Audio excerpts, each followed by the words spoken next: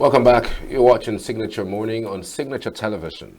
And so now we're going to change gears in order to talk about something quite interesting. It's something that will interest everybody because it's how the country makes its own money, so how it makes its own dollars.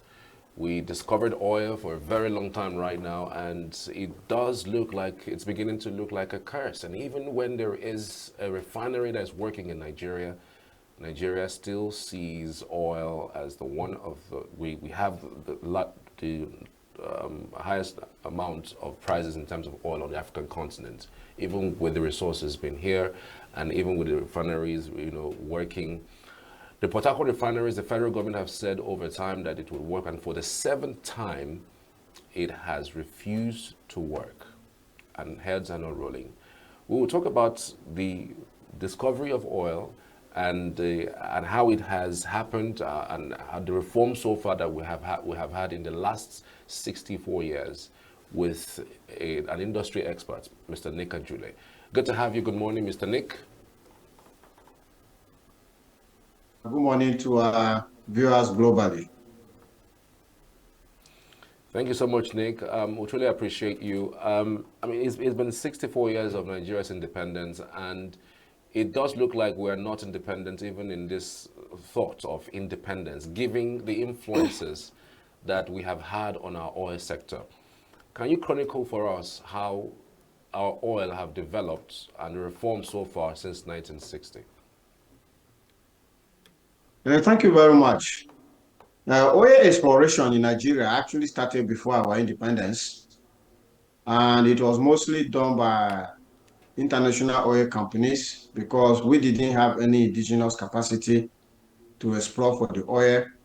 And this consortium of international oil companies was led by Shell, Daaki, as they were called then. And then there was British Petroleum, and along the line came the American companies, ExxonMobil, Chevron, the French company Total came into the fray.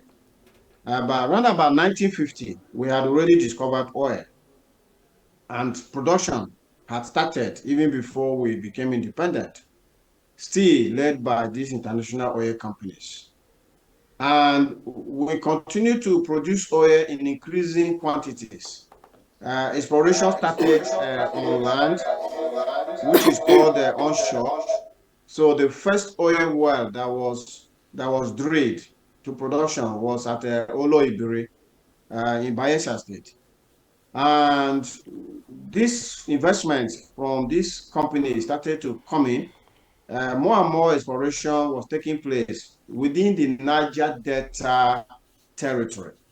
And so oil was discovered in all of the states that are part of the NDDC now, starting from Bayelsa, the current Bayelsa now, Rivers, Akwa Ibom, Imo State, even Edo State, even Ondo State, even Lagos State now, are the areas where oil is being produced.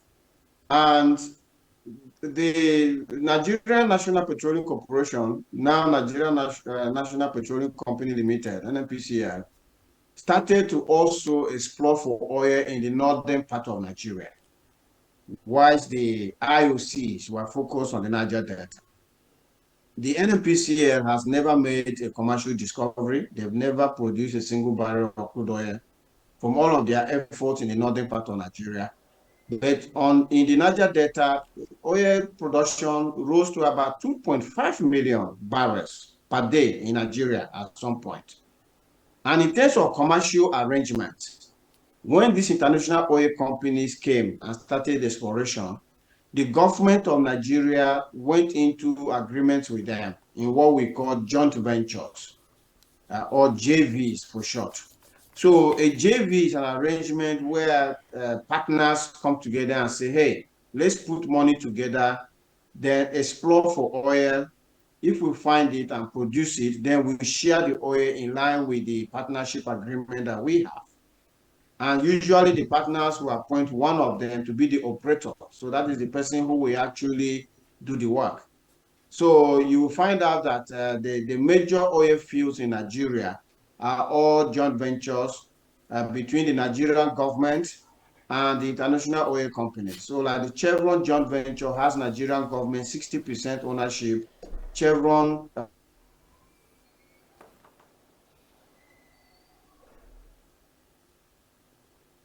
Total is 60-40.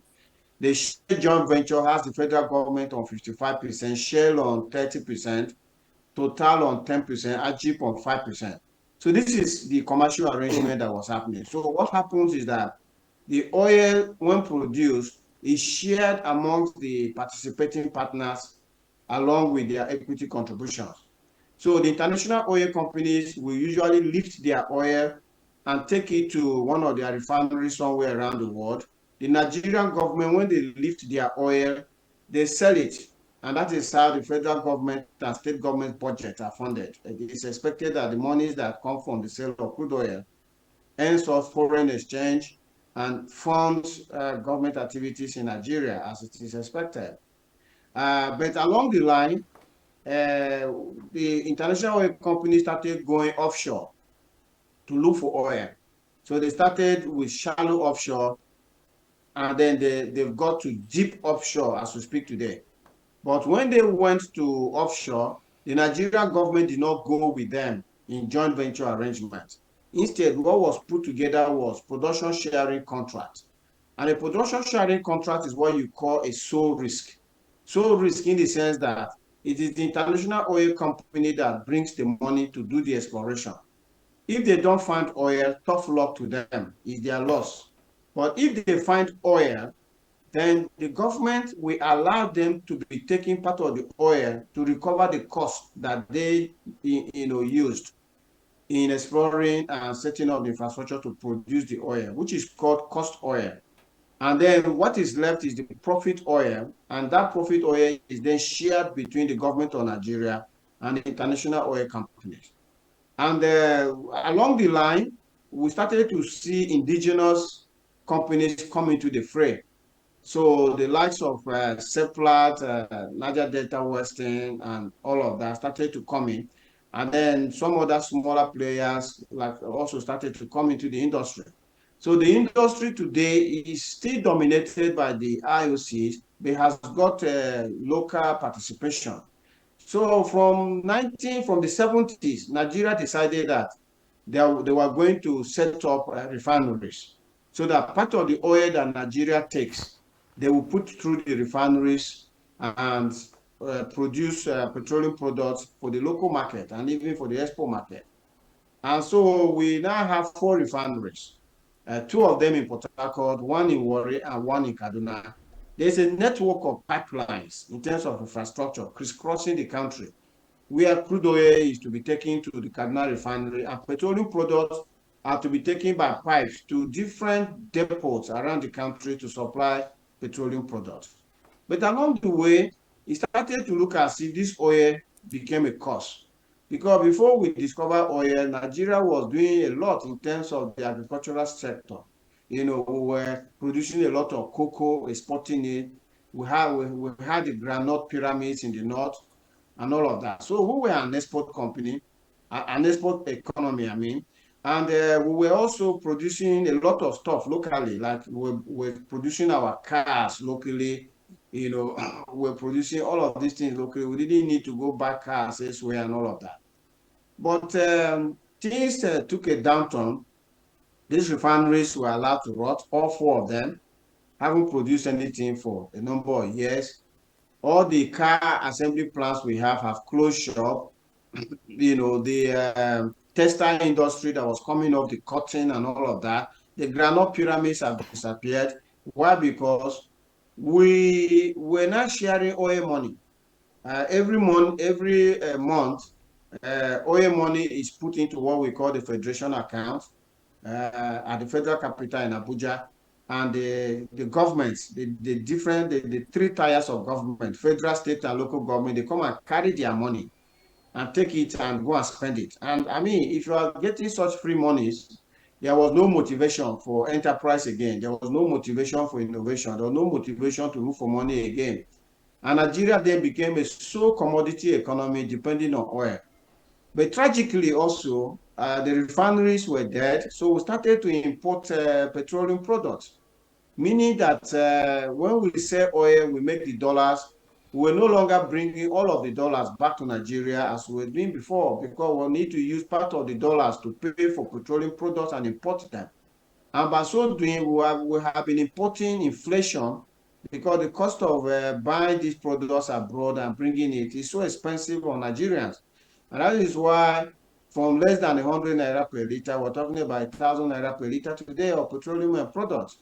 The good thing is that a recent development has happened that the Dangote refinery is 650,000 barrels, a single line refinery, which is the largest in the world, single line. Not the largest refineries. Some refineries have capacity over 1 million, but different lines.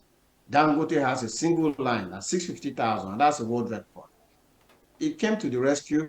It started to refine products locally, but there has been a lot of controversy because the NNPCL, which has dropped us under the bus in terms of not refining locally, has gone to sit between Dangote refinery and Nigeria, causing all sorts of issues in that space for us. And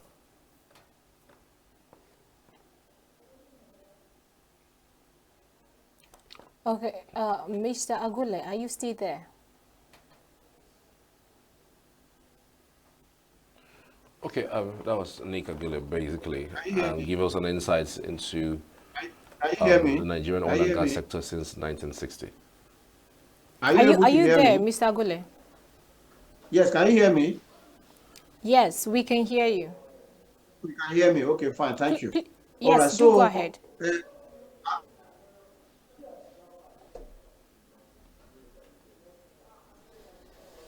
All right, we still have issues with the connection with gas Nick nation.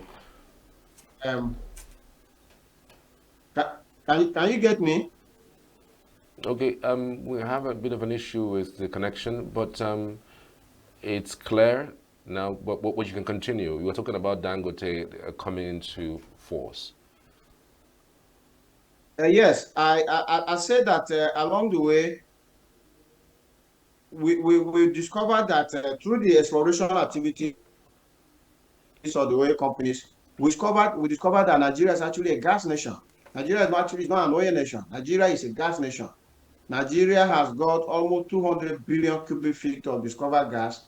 It makes us a gas nation. We have much more gas than oil. Unfortunately, through government inertia, government inability to take advantage of gas, we didn't attract all the investment in the gas. Even the gas that is being produced with crude oil, we have been flaring it. So from 1950, we're flaring gas because, when you produce crude oil, three things come out: oil, gas, and water comes. So there's a way they separate all three properties.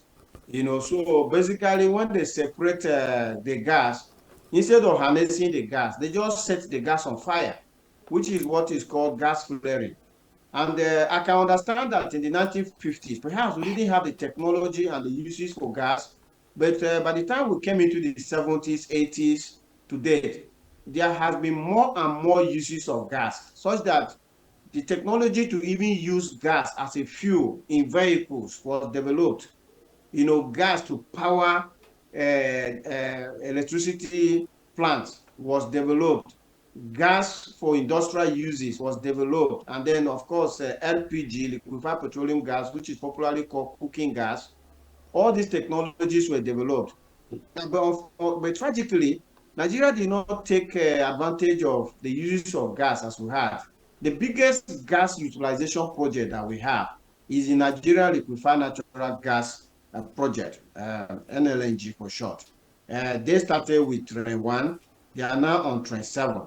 But as it were, we needed to replicate the NLNG model such that by today, we should have been having the equivalent of 10, 20 gas plants like the NLNG, so that we will be taking full advantage of gas. But as much as we have delayed in doing that, it's still not late, because globally now, the world recognizes that gas is the transition fuel between oil and renewable energy. So Nigeria can still take the necessary steps to attract investment into the gas sector so that we can do much more gas. And now you hear that we're talking about CNG, compressed natural gas, which is a gas, a form of gas that is now used to power vehicles. Because of the high cost of petrol now, that has become the way that Nigerians are looking at now. You hear even the government talking about conversion to CNG and all of that. So we need to up the game in the conversion of vehicles to use CNG. But let us be very clear that the world as we are now is in transition. It's in transition from crude oil and gas, perhaps, to renewable energy sources. And renewable energy sources are the sunlight. Like I'm speaking to you now, I'm using my solar. I have not had NEPA since yesterday. You know, even though I'm on band A, where I'm being extracted tariff of 20 to 24 hours of electricity. I never had, I can assure you that when I came back home here yesterday to this morning, I have not had electricity in this house. So I'm on solar, which is a renewable source of energy. Renewable in the sense that it never gets exhausted, never. You see, crude oil can get exhausted. If you find crude oil, 1 billion barrels of crude oil in a field, after you produce it, the 1 billion barrels will finish. That's why it's not renewable. But the sunlight is renewable. Every day we see the sunlight. The same way we see water. If a river is flowing, that river will flow until we all die and go. The new generation will come, the water is flowing. The same thing with Hello, Nick. wind. The wind is blowing every day. So this is where the world is going now. Renewable energy. And Nigeria better catch up with the trend. Absolutely. I'm just want to ask this. If you look at the prices of fuel per liter on the African continent, I don't even want to talk about abroad, and I'm talking about countries that even have this reserve. It's quite different. I wanted to run by you whether you think there is a reason why it's different. For instance, in Libya, you have 52 naira per liter. In Egypt, it's 505 naira per liter. In Angola, is 529 naira per liter. In Algeria, is 568 naira per liter. In Sudan, Ethiopia, Tunisia, is over 1,200 naira per liter. Nigeria, of course, with the recent increase, the official price is 865. But of course, we know that Nigerians buy this fuel for more than 1,000 naira in the market. But I'm just wondering, really, why is there this price disparity, and would there ever be a time when the price of pump price of fuel would come down in Nigeria? Yeah, so I see a lot of people make all this sort of analysis, and I feel that these analyses are totally flawed. You know, so for instance, you take the dollar cost of petrol in another country. You now use Nigeria's exchange rate, which is so bad, 1,600 and something per dollar.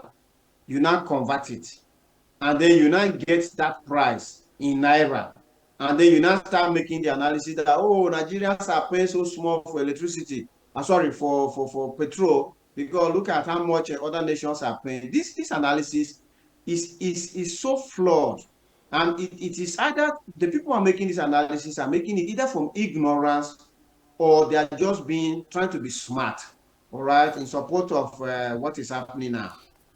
If ever you go to a country and the pump price of petrol in that country, and then come and convert it with our Nigeria's bad exchange rate of 1,600 and something per dollar, you must bring the wages from that country as well.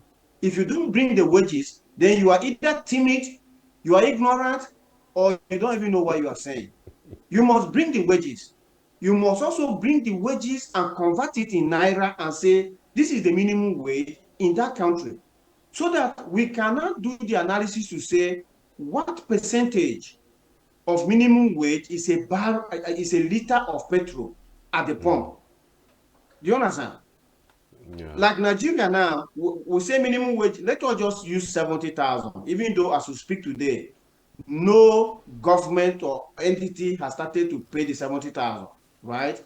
But let's just use the 70,000, because as we speak today, tragically, and it's true, there are some state governments that are paying 18,000 minimum wage. They did not even cut over their minimum wage to the 30,000 that was agreed a few years ago. They're still on 18,000. But let us, for analysis sake, just use 70,000 that has been recently announced. If we are buying petrol at 1,000 naira per liter, it then means that a minimum wage can only attract 70 liters of petrol. 70 liters. A worker on minimum wage can only buy 70 liters of petrol per day. So imagine that 70 liters, if this person goes to work for, let's say, 20 or 25 days a month, he's going to be using it's about like 2 liters, 2 to 3 liters per day. Is that enough? And remember, this is just fuel. Talking about his accommodation, his feeding, his school fees, his healthcare, and every other thing. In those countries that Nigerians mischievously go and lift petrol prices, what is the percentage of minimum wage? I mean, percentage of the pump price on the minimum wage? How many liters of petrol can the minimum wage in those countries attract? Do you understand what I mean?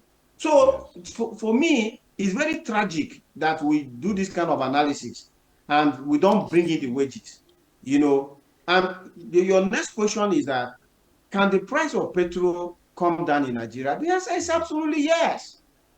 You know, the price of petrol, we are paying way too much for petrol. Because let me tell you one thing. Since we were importing petrol, the NNPCL, the same entity that allowed our refineries to die, was profiting from that. Because refineries were dead meant we were not importing. The same NNPC was not importing. NNPC will go all the way to Singapore, to Rotterdam, to Houston, all over the place, importing petroleum products. But you know why? In those countries, the minimum wage, like in Singapore, is about $3,000 per month to pay a refinery worker. All right? And we in Nigeria, any 18,000, 30,000, now 70,000, are being forced to pay the salaries of workers working in refineries abroad at 3,000. A man earning 30,000 is paying the salary of somebody earning $3,000 per month. It's me how? In the cost of petrol that you are buying at the pump, the salaries of the refinery workers are inclusive, because the refinery abroad is not going to make losses because they want to sell petrol to Nigerians. You know, they must recover their full cost, including the salary. That was the tragedy that we were facing. Okay, now Dangote has come. Instead of the NNPC to allow Dangote refinery to interact with us Nigerians as consumers, NNPC quickly went and calculated a chart using Platts. And what is Platts? Platts is the cost of petroleum products in the international market. Okay? So that international market is where the US go to buy, UK goes to buy, Germany, France, everywhere goes to buy. So we Nigerians are buying petrol at the international market rate, just like the people in the UK are doing. But in the UK, the minimum wage is £2,000, which is 4 million naira equivalent in Nigeria. So the man earning 4 million naira equivalent is buying petrol at the same rate that NNPCL is forcing us to buy with a 70,000 naira minimum wage. These are the issues. Now, if Nigeria's refineries were working, it would have meant that we own the crude oil, we own the refineries. We push our crude oil into our refineries, we come out with refined products that will sell for no more than 200 naira. In fact, even if we use the Platts that the NNPCL is using, I did an alternative chart to the NNPCL chart. I sent that chart on social media. Even if you use the same Platts, and I use the exchange rate that was existing in Nigeria before this current government came into power on the 29th of May, 2023. The exchange, you know, this government came to power on a Monday. 29th May was a Monday. So I used the exchange rate on the 26th of May, 2023, which was a Friday, the last working day before they came into office. The exchange rate was 416 naira, right? When I use that same NNPCA template, remember the NNPCA used 1,637 or so to do their chart. I used 460 to do the chart. Do you know how much was the price per liter? Instead of the NNPCA 950, I got 267. 267 naira. You know? So Wow. you can just see that this 950 that is being forced down our throats, some people buy 1,000, some people even 1,200, is as a result of the exchange rate that was used. You understand? Absolutely. So it's just the inflation is coming from the exchange rate. Is it our All right, fault Nick. that the government We have to mismanaged the foreign exchange market and got the exchange rate to this bad? Why will Nigeria be punished? You know? So Okay. I am so surprised with the patience that President Tinubu is showing with the NNPCL. You can imagine Nick, the we have number to of go. times they've told us refineries are going to come back to production, and nothing has happened. And yet, the entire management of the NNPCL, as led by Malamele Kali, is still in office. And the refineries are still in their hands. I don't know what President Tinubu wants to do with us Nigerians. Maybe when we Right, all Nick. die, We that is have when to he will go. know that Thank you we're very much. suffering. Thank you Thank so you. much. All right, that is it for that particular. We'll continue the program next tomorrow or next. Meanwhile, today is World Teachers Day. Yes, we're gonna recognize all the teachers out there. Yeah, kudos to you. If you're a teacher, if you're impacting knowledge, kudos to you. And that is where we will be handing over to Abuja studio for the continuation of this morning show. Stick around. Do not go anywhere. My name is Belinda Mobodo. My name is Charles Pius. Have a beautiful day just ahead.